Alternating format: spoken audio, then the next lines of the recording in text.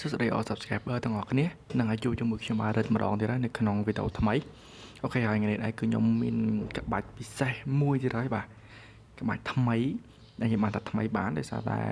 អត់ទាន់មានពេលណាធ្វើទេអូខេអញ្ចឹងខ្ញុំមកចែកម្លែកក្បាច់ទៅកាន់អ្នកទាំងអស់គ្នាគឺរបៀបធ្វើ